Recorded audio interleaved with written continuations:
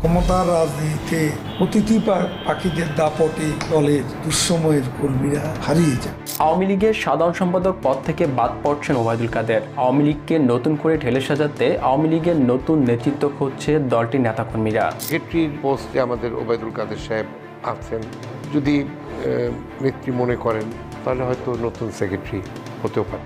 আওয়ামী লীগের এই কঠিন সময়ে যারা নিজেদের শক্তি, সাহস এবং ত্যাগের পরিচয় দিতে পারবে তাদের কি আওয়ামী লীগের সাধারণ সম্পাদক হিসেবে চায় দলের শীর্ষ নেতারা? কঠিন পরিস্থিতিতে যারা নিজেদের শক্তি, সাহসের, ত্যাগের পরিচয় দিতে পারছে তাদের আওয়ামী লীগের সাধারণ সম্পাদক হওয়া উচিত। তবে দলের এই কঠিন সময়ে ওবায়দুল কাদেরকে আর বেশি দিন আওয়ামী লীগের সাধারণ সম্পাদক হিসেবে চাইছে না দলটি। পরিবর্তন আসতেই পারে, দলের প্রধানের উপরে নির্ভর করবেন কাকে দিয়ে কতদিন তিনি কাজ করাবেন সেটি তিনি ঠিক। দর্শক, আওয়ামী লীগের সাধারণ সম্পাদক হিসেবে ওবায়দুল কাদের কেমন ছিলেন এবং তার পরিবর্তে দলটির সাধারণ সম্পাদক হিসেবে কাকে যোগ্য বলে মনে করেন, আপনাদের মতামত অবশ্যই কমেন্ট করবেন। বাংলাদেশের রাজনীতিতে এই মুহূর্তে আওয়ামী লীগের ভিতরে নেতৃত্ব নিয়ে যে আলোচনা চলছে সেটি আসলে শুধু একজন নতুন সাধারণ সম্পাদক বা নেতা বাছাই করা নয়, বরং এটি একটি বড় ধরনের পরিবর্তনের চেষ্টা। কারণ দীর্ঘদিন থেকে প্রায় সম্পূর্ণভাবে শেখ হাসিনা কেন্দ্রিক পরিচালিত হয়ে আসছিল আওয়ামী লীগ। শেখ হাসিনার ব্যক্তিগত নেতৃত্ব, রাজনৈতিক অভিজ্ঞতা এবং সংকট মোকাবেলা ক্ষমতা আওয়ামী লীগের পুরোপুরি কাঠামোকে নিয়ন্ত্রণ করত। 2024 সালে 5 আগস্ট আওয়ামী লীগের ব্যর্থতার পিছনে শেখ হাসিনার পরে দলটির শীর্ষ নেতাদের ব্যর্থতাকে দায়ী করা হচ্ছে। আওয়ামী লীগের তৎকালীন সাধারণ সম্পাদক ওবায়দুল কাদের শারীরিক দুর্বলতা এবং তাৎক্ষণিক সিদ্ধান্ত নিতে ব্যর্থ হওয়ায় আওয়ামী লীগের সাংগঠনিক শক্তিকে দুর্বল করে দিচ্ছে বলে মনে করছে দলটির নেতাকর্মীরা। ফলে এখন নতুন করে আওয়ামী লীগের নেতৃত্ব আসতে যাচ্ছে। তবে এটি শেখ হাসিনার বিকল্প নয়, বরং তার নেতৃত্বকে সহায়তা করতে পারে নতুন প্রজন্ম থেকে এমন একজন শক্তিশালী মুখ হচ্ছে আওয়ামী লীগ। এই প্রেক্ষাপটে যে নামটি সবচেয়ে বেশি আলোচনায় এসেছে তিনি হলেন ব্যারিস্টার মহিবুল হাসান চৌধুরী নফেল। তার নাম সামনে আসার পেছনে কয়েকটি স্তর কাজ করছে। প্রথমত, তিনি একটি ঐতিহ্যবাহী আওয়ামী পরিবার থেকে উঠে এসেছেন, বিশেষ করে চট্টগ্রাম অঞ্চলে তাদের দীর্ঘ রাজনৈতিক শিকড় রয়েছে। দ্বিতীয়ত, তিনি শিক্ষিত এবং আন্তর্জাতিক পরিমণ্ডলের স্বচ্ছ এবং ইংরেজিতে দক্ষ, যা বর্তমান বৈশ্বিক রাজনীতি বাস্তবতায় গুরুত্বপূর্ণ। তৃতীয়ত, তার ইমেজ এখনও তুলনামূলকভাবে কম বিতর্কিত, যা বর্তমান পরিস্থিতিতে আওয়ামী লীগের মতো রাজনৈতিক দলের জন্য গুরুত্বপূর্ণ একটি বিষয়। রাজনৈতিক বিশ্লেষকদের মতে নতুন প্রজন্ম থেকে দীর্ঘমেয়াদী যদি আওয়ামী লীগের গ্রহণযোগ্য মুখ তৈরি করতে হয় তাহলে নফেলের মতো কাউকে সামনে নিয়ে আসতে হবে। তবে একই সঙ্গে এটাও বাস্তব, মাঠ পর্যায়ে এখনো শক্ত অবস্থান তৈরি করতে পারেনি নফেল। আমি মনে করি আমি রাজনৈতিক পরিবারে জন্ম না হলেও আওয়ামী লীগের রাজনৈতিক কার্যক্রমে, সাংগঠনিক কার্যক্রমে নিজে থেকে কিছু দেওয়ার একটা আমার খুব ইচ্ছা ছিল। এটা সম্ভব হয়েছে আমাদের মাননীয় প্রধানমন্ত্রী আমাকে সুযোগটি করে দিয়েছিলেন যে 2016 সালের কাউন্সিলে আমাকে সাংগঠনিক সম্পাদক হিসেবে দায়িত্ব দিয়ে। অন্যদিকে নজরুল হামিদ, বিপুর মতো নেতাদের ক্ষেত্রে দেখা যায় তারা প্রশাসনিক অভিজ্ঞতা শক্তিশালী। দীর্ঘদিন বিদ্যুৎ জ্বালানি খাতে দায়িত্ব পালন করার ফলে তিনি একটি ইমেজ তৈরি করতে পেরেছেন। সরকারি কাজ বাস্তবায়নের দক্ষতা নিয়ে তার ইতিবাচক ধারণা আছে। কিন্তু আওয়ামী লীগের মতো একটি রাজনৈতিক দলে শুধু প্রশাসনিক দক্ষতাই যথেষ্ট নয়, মাঠের রাজনীতি, কর্মী ব্যবস্থাপনা এবং দলীয় কোন্দল সামাল দেওয়ার মতো দক্ষতাও সমান গুরুত্বপূর্ণ। সেই জায়গায় তাকে নিয়ে কিছুটা সংশয় থেকে যায়। তবে তিনি ব্যাপকভাবে দুর্নীতিগ্রস্ত, সরকার পতনের আগেই তিনি দেশ ছেড়ে পালিয়েছেন। তাদের সামান্যতম আদর্শ যদি আমাদের বুকের মধ্যে রাখি তাহলে বলবো যে সকলে ধৈর্য ধর। জনগণের দল, রাজপথের দল বাংলাদেশ আওয়ামী লীগ। এক মুহূর্তের জন্য নেতাকর্মীদের উদ্দেশ্যে বলছে, এক মুহূর্তের জন্য কাউকে ষড়যন্ত্র করার সুযোগ দেওয়া যাবে না। জুনায়েদ আহমেদ পলকের ক্ষেত্রে একটি ভিন্ন ধরনের শক্তি দেখা যায়।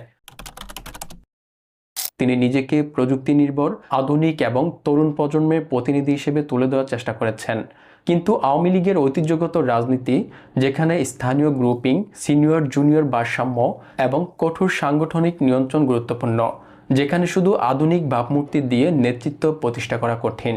তাছাড়া তিনি জেলে আছেন, কবে জামিন পাবেন এবং দলের হাল ধরবেন তা এখনো নিশ্চিত নয়।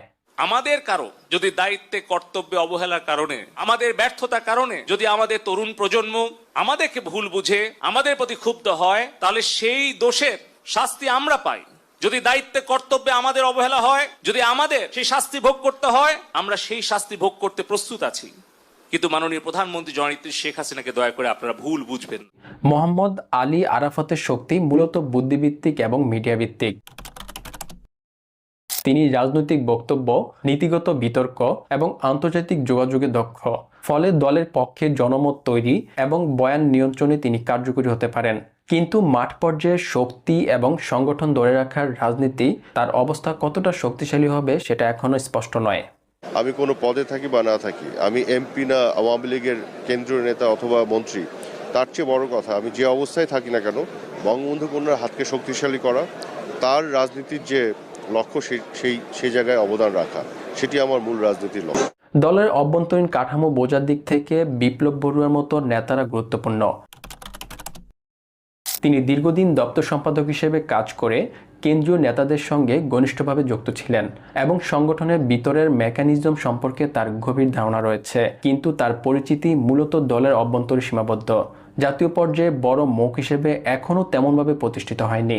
বঙ্গবন্ধুকে হত্যা করে বাঙালি জাতি যে পাপ করেছে, সে পাপের ফসল হচ্ছে তারেক রহমান, খালেদা জিয়া এবং তাদের দালালেরা।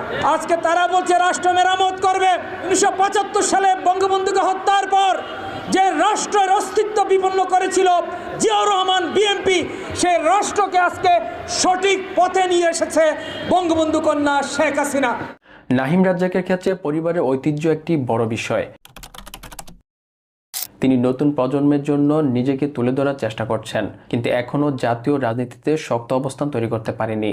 আমি এবং আমাদের দলের যারা নেতাকর্মী রয়েছে, আমরা এখনো চেষ্টা করি যে বঙ্গবন্ধু কন্যা জননেত্রী শেখ হাসিনার নেতৃত্বে দেশপ্রেম, ভালোবাসা নিয়ে মানুষের কল্যাণে কাজ করা, এবং সেই জায়গা থেকে ব্যর্থতা এবং সফলতার মধ্যে দিয়েই আমরা চেষ্টা করে যাচ্ছি।